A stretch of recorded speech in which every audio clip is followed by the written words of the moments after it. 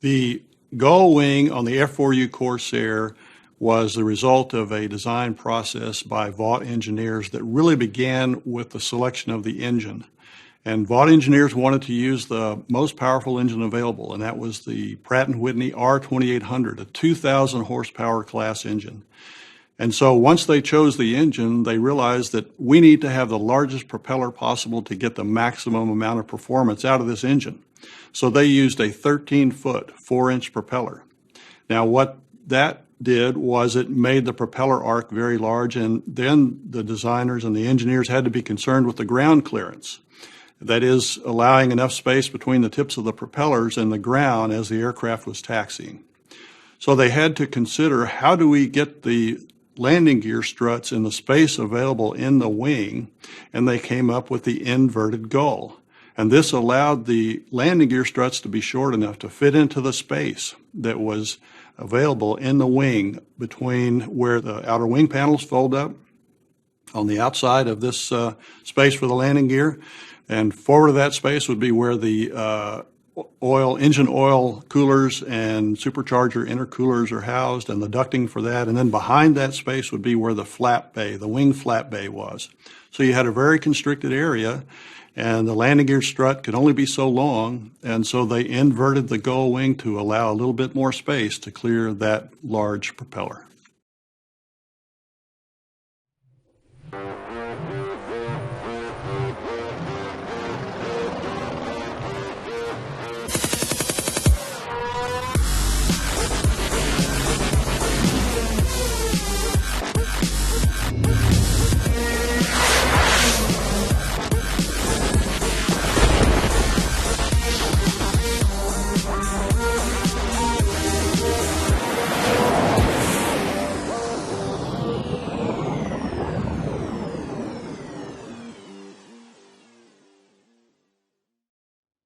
Airplane design is not a simple matter of sitting in front of a computer with a computer-aided design package and drawing out the aircraft configuration that comes to mind. No, the process is much more intricate, nuanced, methodical, and awe-inspiring.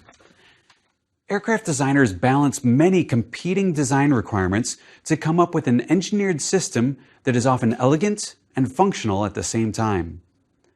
The Wright brothers were perhaps the first true aircraft designers, evidenced by their methodical, data-driven decision-making process. They learned from each aircraft configuration that they built and improved upon the designs as they went along. For example, after almost 2 years from their famous first flight, their 1905 Flyer 3 was the world's first practical aircraft, with canard and control surfaces extended away from the aircraft to give more control authority. And they could now fly about at will. Then their 1909 military flyer was built for speed to satisfy the Army's design requirement of 40 miles per hour. To get the speed up, this flyer had a shorter wingspan, larger propellers, and improved power transmission. And on they went, with others following their example of refining aircraft designs in a methodical way. In fact, the fundamentals of successful aircraft design have actually changed very little over the past 100 years. In the earliest days of aviation, Frank Soder Barnwell of the Bristol Aircraft Company published a book in 1916 that outlined the basic steps of aircraft design that we still follow today. Some of our specific tools are new, such as computer-aided drawing, computational analysis tools, and modern optimization methods. However, the basic process of design has been constant. One important thing to recognize about design at the outset is that design is iterative. The design process is not a one-way, one-time series of steps to follow. Instead, the design engineer makes an educated guess on a suitable design and then refines and iterates on that design until there is convergence on a suitable solution. Let's go through the specific steps of a design process in some detail. First, the design of an aircraft must begin with the definition of the mission or role that the aircraft must perform. This is an all-critical starting point. If the designer doesn't know what the aircraft is supposed to do or the performance metrics that it's supposed to meet, then there is no way to proceed. Mission requirements are most often set by the customer. The customers will specify that they want an aircraft that can accomplish a particular objective. For example, a very challenging city pair to be flown, due to the distance, is New York to Singapore nonstop, which has a great circle distance of 9,500 miles when flown via a polar route. Most commercial aircraft designs are unable to fly this city pair nonstop on a routine basis due to winds aloft and economic factors.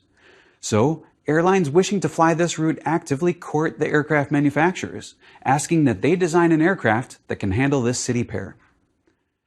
The complete list of mission specifications, of course, is much more comprehensive. The list of operational requirements will typically include range, the payload requirement, number of passengers, takeoff distance, landing distance, speeds for various flight regimes, such as cruise, loiter, approach, and stall, time to climb to cruise altitude, and so on.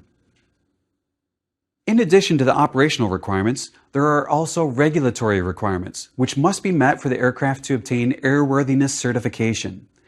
These certification requirements dictate a wide range of detailed specs, such as crosswind landing capability, stall margin on final approach, number of emergency exit doors, and even noise emissions limits. In some cases, the noise requirements can be set by an individual airport rather than the certification body. For example, London Heathrow has some of the most stringent noise limitations. Quotas are set by the time of day, landing fees are calibrated to the noise emissions, and financial penalties are imposed for breaking curfews and noise emission quotas. And since London Heathrow is such a dominant global airport, Heathrow noise requirements may lead manufacturers to accept a performance penalty in other areas, including carbon emissions. The entire set of basic mission requirements are often rolled up together into a mission profile, which portrays each stage of a typical flight.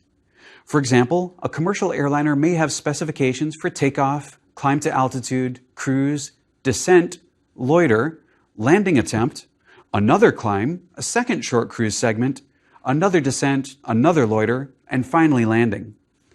Of these, the purpose of the loiter segments is worth mentioning here. What the loiter segment does is account for the extra fuel burn incurred if the aircraft has to circle in a holding pattern due to air traffic congestion. The rate of fuel burn in a hold is less than the fuel burn in cruise, so this gets set aside with its own notational segment. Another safety specification you might overlook is the second cruise leg. This is present to account for the possibility of poor weather at the initial intended airport, or some other emergency or event that would prevent the aircraft from landing at the original destination. In this case, the aircraft would have to divert to a nearby airport for a second attempt at landing. That second leg, with its climb, cruise, descent, loiter, and landing, represents extra fuel burn that must be accounted for. So even though a diversion such as this one is rare, it must be rolled into the design requirements such that an aircraft could safely accomplish that diversion if needed, after reaching the original intended destination. A very different sort of mission profile is for a low-level strike aircraft.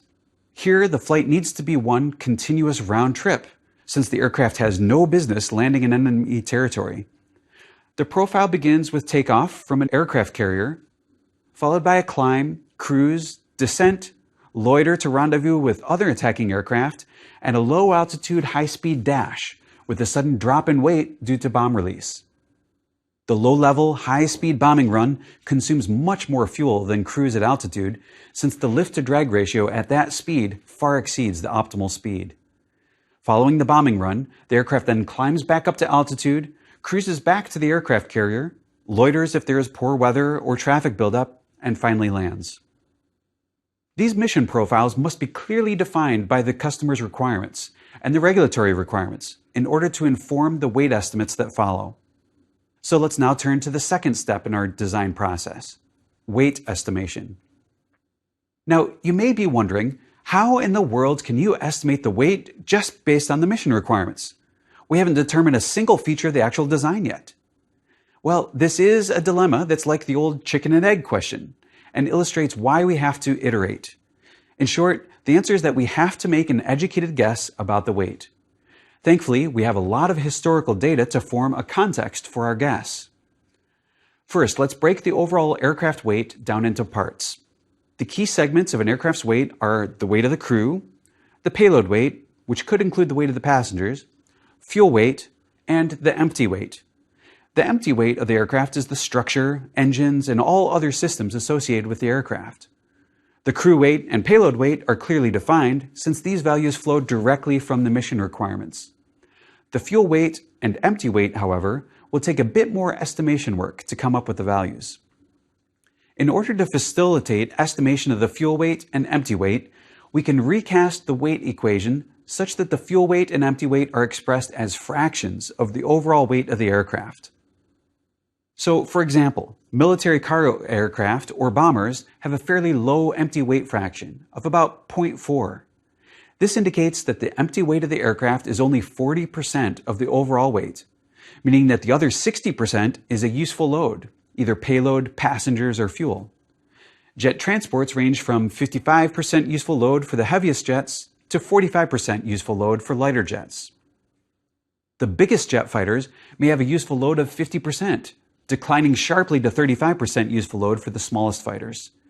And in the most extreme case, the type of seaplane known as a flying boat has an empty weight fraction of about 0.7, indicating that only about 30% of the overall weight is the useful part, and a lot of dead weight is being carried around on behalf of having a hull that can land directly in water.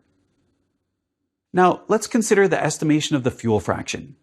The strategy here is to estimate a fuel fraction for each leg of the mission profile. That is, we'll form a ratio of the end weight to the beginning weight for a particular leg. Then, if we multiply all of the fuel fractions together for each individual leg, we get the overall fuel fraction for the mission. The fuel fraction for a particular leg can be found by using the Breguet range equation for the cruise leg, for example. Now, the range equation requires estimates of the lift-to-drag ratio and the specific fuel consumption. The SFC can be easily found by considering state-of-the-art engines and employing those fuel burn numbers. The lift-to-drag ratio can be estimated to first order by comparing with historical data of aircraft with similar surface area and similar aspect ratio. So now we have estimates for the fuel fraction and the empty weight fraction. Using our estimates for the fuel fraction and the empty weight fraction, we can roll everything together. What we do is solve this equation iteratively until we have converged on an initial estimate of the total aircraft weight. Once we have an initial estimate of the weight, we can turn to a determination of key performance metrics. Let's look at three that have already appeared at various points in our course so far. The maximum lift coefficient is largely based on the airfoil shape selected for the wing design and the aspect ratio of the wing. Also, the type of flaps used on a wing will also dictate the value of lift coefficient that can be achieved. Typical maximum values of the lift coefficient for a wing with flaps can be in the range of 2 to 4.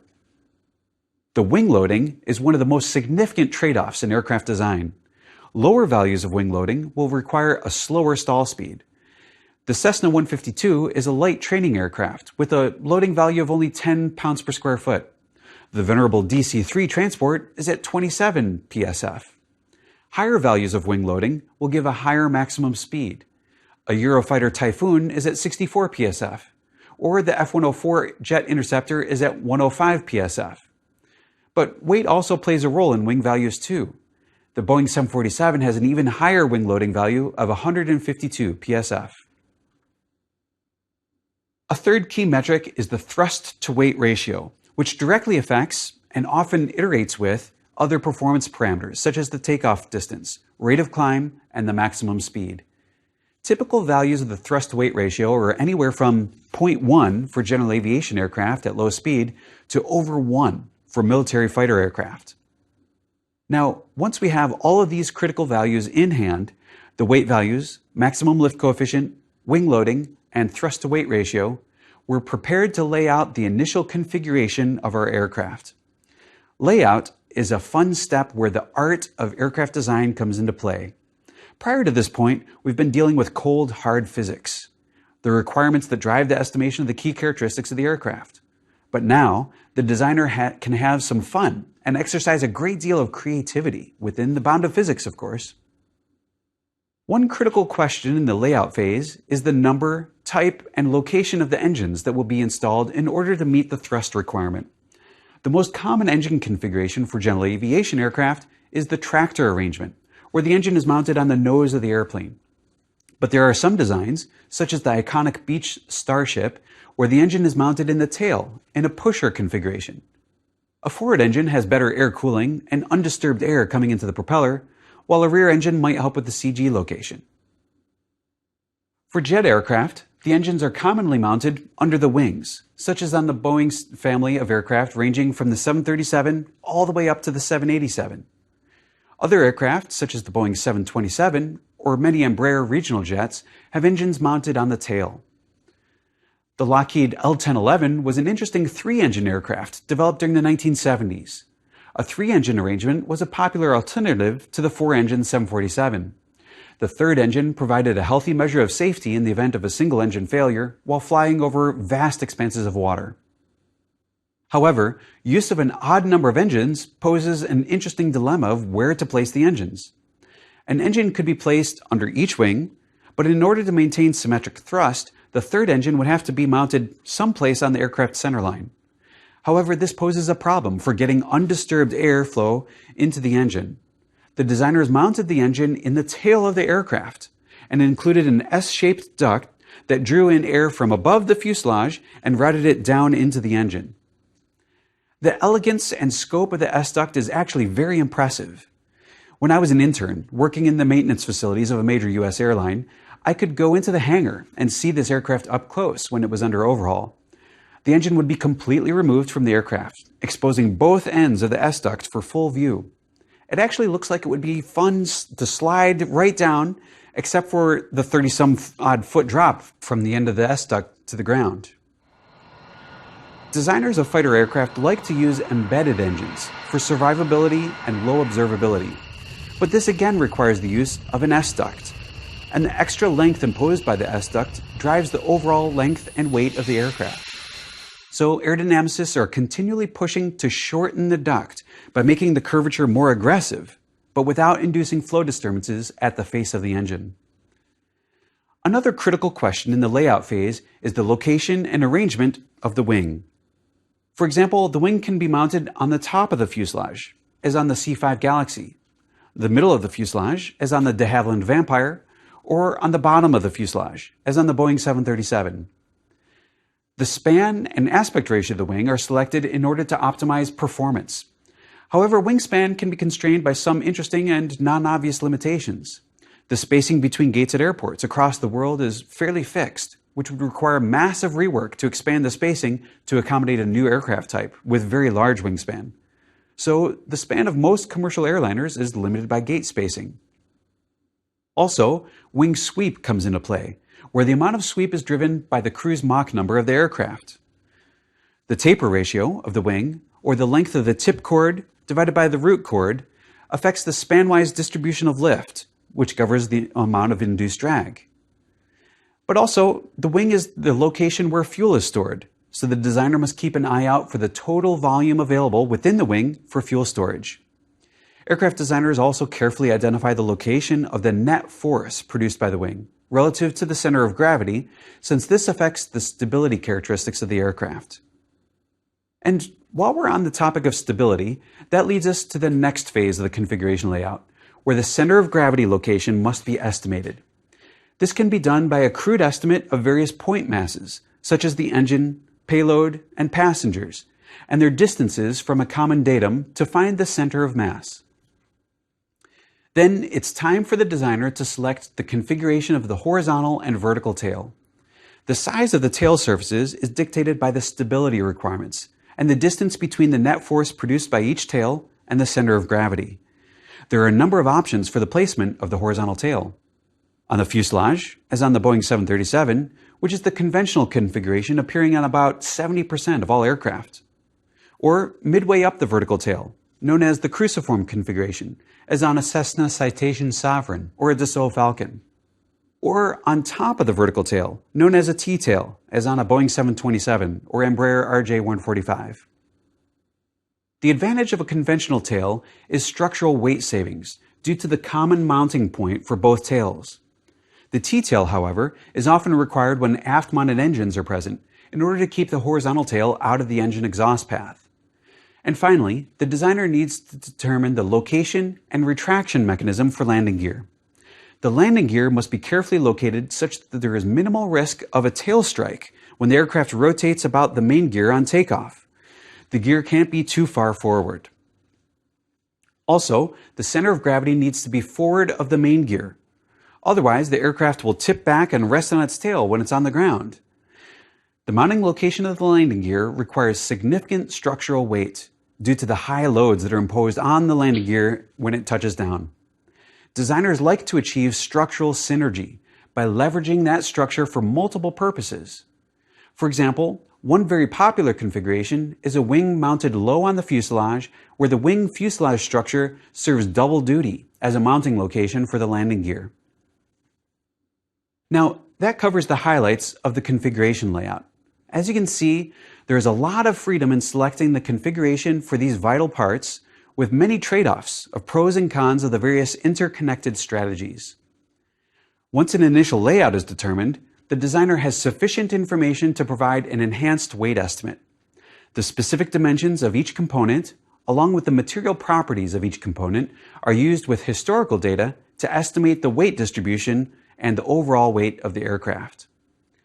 This updated weight estimate is now used with the key performance metrics of maximum lift coefficient, lift-to-drag ratio, wing loading, and thrust-to-weight ratio to check the performance of the vehicle. All of the performance characteristics that we have discussed so far are checked, and the performance of the designed vehicle is checked against the requirements.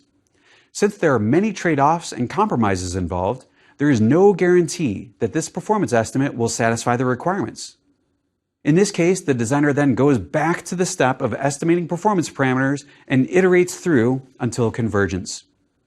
In some cases, it may be impossible to satisfy the design requirements using state-of-the-art technology. In this case, the design requirements are too stringent, and the designer may need to go back to the customer and negotiate for a relaxation of some of the requirements that are driving the design. Thus, it's important for the designer to understand which performance specifications are driving the design and be able to convey to the customer the significance of those requirements. This is where trade studies of what-if scenarios are very helpful, where the designer can see the sensitivity of the design to changes in the requirements. So we see that the requirements largely drive the aircraft design.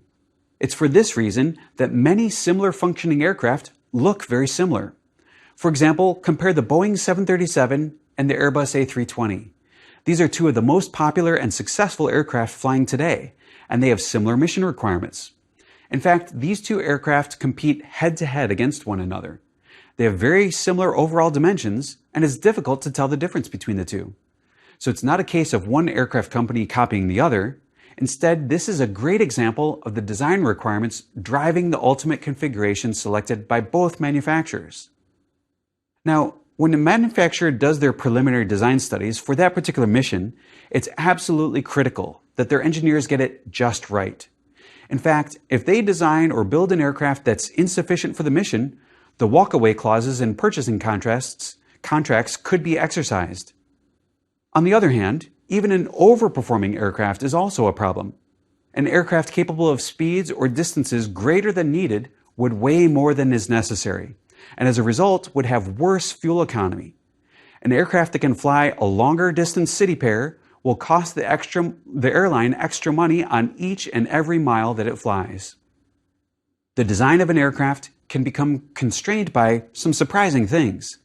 For example, let's consider the size of the vertical tail. First, it's important to recognize that commercial airliners are designed and built as a family of aircraft.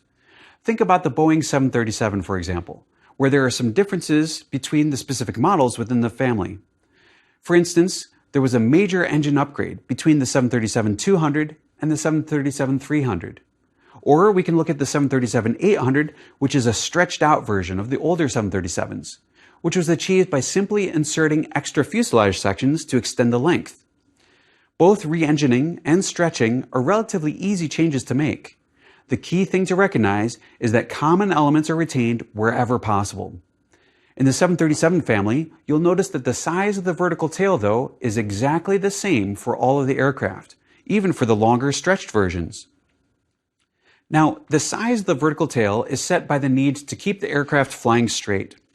The vertical tail, in particular, will keep the nose pointed straight without any yaw. The vertical tail produces a side force, lift, like the wing, just oriented horizontally, which produces a restoring moment that acts about the center of gravity of the airplane. The magnitude of the side force depends on the size of the vertical tail, and the magnitude of the resulting moment depends not only on the side force, but also on the length of the moment arm between the tail and the center of gravity. So looking at the stretched versions of the 737, it may be a little surprising to see that the size of the vertical tail doesn't change. The stretched versions have a longer moment arm, so we would think that the size of the vertical tail could be smaller, since less force would be needed to generate the same moment. However, there's one really important reason why the tail size doesn't change: cost. The aircraft manufacturer is hoping to change as little as possible between different aircraft in the same family, so that the same tooling and parts can be used between different aircraft in the fleet. This has dramatic cost savings for the manufacturer, who then passes the savings on to the operator. The downside of this approach is that the vertical tail for all but the shortest version in the family is too large. For the 737 in particular, there are very few 737-200 versions out there flying today. That means that any newer 737 that you fly on has a vertical tail that is too big. That's extra weight, extra drag, and extra cost that has occurred on every flight. But that extra cost is more than offset by the cost savings achieved in manufacturing and maintenance synergy. Moreover, the size of the vertical tail is actually constrained by a very rare scenario that determines the worst-case situation for vertical tail sizing.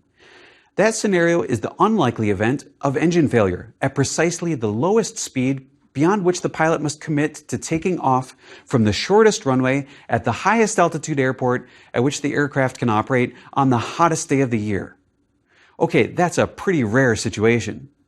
But this extreme case represents the conditions at which the aircraft will experience the maximum yawing moment that must be overcome by the tail.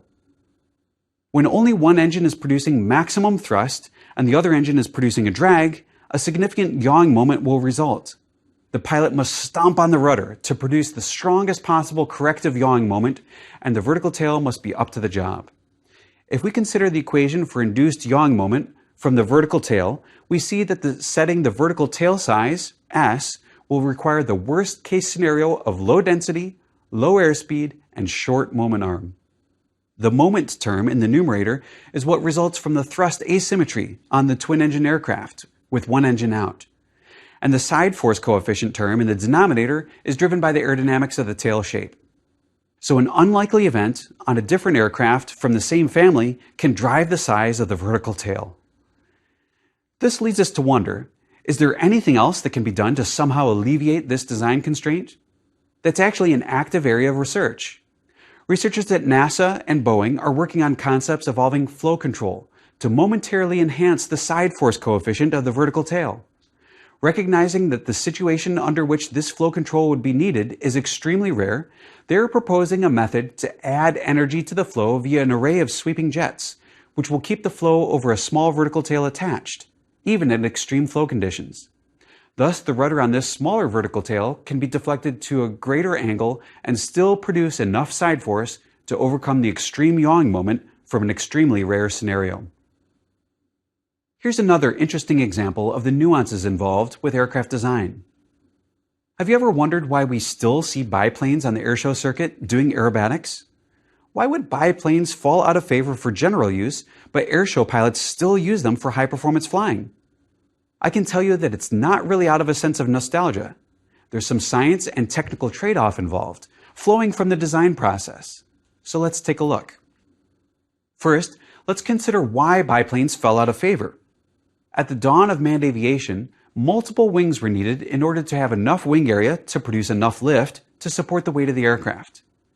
Thinking back to the great flight diagram that we discussed in the very first lecture, there's a characteristic relationship between wing loading and flight speed. With low airspeed, the wing loading also had to be fairly low, in the range of several pounds per square foot.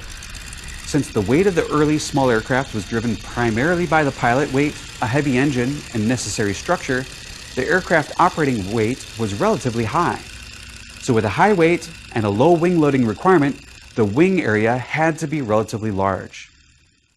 But a single wing of large area wasn't feasible for structural reasons. The wing root would have had to carry a significant bending moment, which was not feasible given the materials and fabrication techniques available at that time. The solution was to build aircraft with dual wings, getting the necessary wing area, but allowing for structural bracing, such as the struts and wires connecting the two wings. These bracing techniques and the presence of two fuselage mounting points allowed for a reduction of the bending moment at each mount. However, there is a substantial drag penalty associated with the struts and external wires. Bluff bodies such as these struts and wires have extremely high pressure drag due to flow separation and large wakes. So, over time, as structural technology and wing construction techniques improved, aircraft designers were able to create internally braced wings, which eliminated the external drag-producing structural members. And advancements in structures allowed for a single mount between the wing and the fuselage to sustain the bending moment of a single large wing.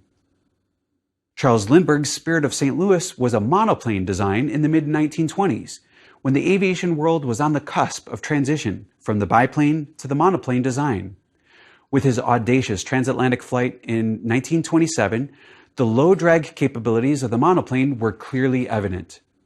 This time period marked a clear transition in aircraft design from biplanes to monoplanes, and the aviation community never looked back. Except, that is, a few aerobatic aircraft that we still see today flying on the airshow circuit. Why do these aircraft still fly with two wings instead of one, given that there is an extra drag? For example, the Pitts Special is a highly streamlined aircraft that is popular for aerobatics on the airshow circuit. This design has been flying since 1944, but is still a popular aerobatic aircraft today. So what can explain this enduring popularity? Well, as we saw in the previous lecture, aerobatic aircraft must sustain very high load factor, very high Gs, in the tight maneuvers. These load factors induce very strong bending moment from the wings to the fuselage. The biplane configuration offers substantial advantages when it comes to the structural strength. Also, highly maneuverable aircraft should have low wing loading, as we saw in the equations for turn performance. Low wing loading demands that the wing must be large, which further exacerbates the wing bending root problem. And if the aircraft had a single large span wing, the moment of inertia of that configuration would limit the roll rate, just like an ice skater's spin rate decreases when his or her arms are stretched out. Finally, these aerobatic aircraft aren't built for high speed, so the drag penalty isn't as much of a concern. So, for highly aerobatic aircraft, the net benefit tips back in favor of a biplane configuration instead of a monoplane. It is the aircraft design process that always reveals and addresses these kinds of trade-offs.